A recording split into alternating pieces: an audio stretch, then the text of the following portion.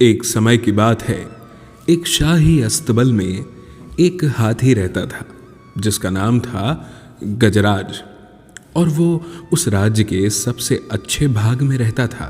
वहाँ का राजा उस हाथी से यानी गजराज से बहुत प्रेम करता था। उसने आदेश दिया था कि हाथी की यानी गजराज की अच्छी तरह से देखभाल होनी चाहिए।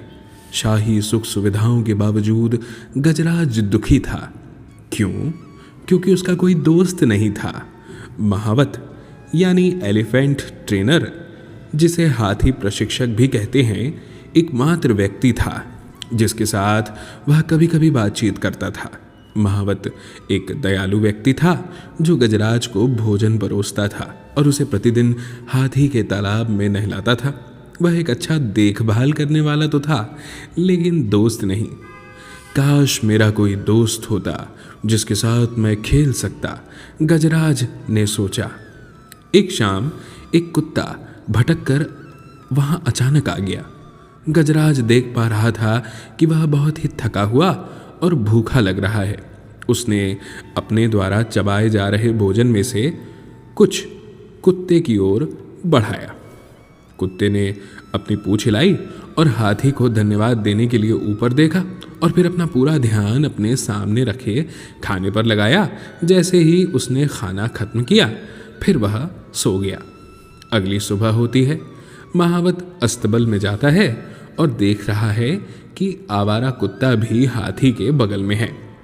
और उसने ये भी देखा कि गजराज को उस कुत्ते का साथ बहुत पसंद था, क्योंकि उसे एक दोस्त मिल गया था।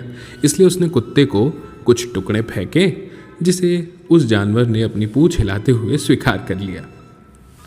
जब हाथी नहाने के लिए बाहर गया तो कुत्ता अपने दोस्त के साथ साथ गया, यानी गजराज के साथ। पानी में डुबकी लगाते हुए गजराज ने अपनी लंबी सूंड का उपयोग करके खुद को नहलाया और कुत्ता देख रहा था तो पानी भरकर उस पर भी पानी डालने लगा। कुत्ता थोड़ा सा सकपकाया क्योंकि उसे नहाना पसंद नहीं था और गजराज हंसने लगा। घर लौटते समय हाथी ने उस कुत्ते को अपनी सूंड से उठाकर अपनी पीठ पर बैठा लिया था और कुत्ते को सवारी बहुत अच्छी लग रही थी। पास से गुजर रहे एक किसान ने कुत्ते को देखा और वह किसान अचानक चिल्लाया, बंटी। कुत्ता उसके पास दौड़ कर गया। किसान ने कुत्ते को गले लगाया और एलिफेंट ट्रेनर से कहा कि वह अपने कुत्ते को तब से ढूंढ रहा था जब से वह घर से गायब हुआ था। उसे खुशी है कि अब वह उसे मिल गया। महावत को किसान द्वारा कुत्ते को घर ले जाने पर कोई आपत्ति नहीं थी और किसान ने कुत्ते को गले में रस्सी बांधते हुए कहा, आओ बंटी, घर चलें।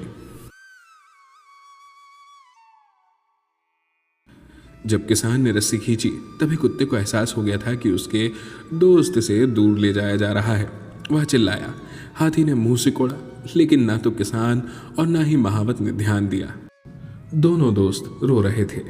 अगले दिन दोपहर के भोजन के समय महावत ने गजराज को उसका पसंदीदा भोजन परोसा। जब महावत अपने अन्य कामों से वापस आया तो देखकर बड़ा आश्चर्य उसे हुआ कि भोजन को गजराज ने छुआ भी नहीं, क्योंकि गजराज उदास था। हाथी ने महावत के पूछने पर भी कोई प्रतिक्रिया नहीं दी। महावत ने गजराज के पेट को छूकर भी देखा, लेकिन उसे कोई गड़बड़ नजर नहीं आई। उस रात किसान ने देखा कि कुत्ता भी अपना भोजन नहीं कर रहा है। उसके सामने की ब्रेड और दूध जैसे कि वैसे ही रखे हुए हैं। किसान को भी समझते देर न लगी कि लगता है कुत्ते को भी अपने दोस्त से मिलने का मन कर रहा है। फिर क्या था, किसान ने अपने कुत्ते की रस्सी छोड़ी और कहा कि जाओ मिल लो। और कुत्ता खुश होकर किसान के पैर चाटने लगा और फिर दौड़ पड़ा अपने दोस्त के पास। फिर उसके बाद क्या हुआ? उसके बाद हाथी जब कुत्ते से मिला तो उसकी प्रसन्नता का ठिकाना नहीं था। हाथी ने कुत्ते को अपनी सूंड से उठाया और खुशी से झुलाया। महावत को भी राहत मिली और जल्दी से खाना ले आया। दोनों ने खाना खाया और फिर किसान भी वहां आ पहुंचा और महावत को गले से लगा लिया। और इस तरह हंसी खुशी हो गया इस कहानी का अंत।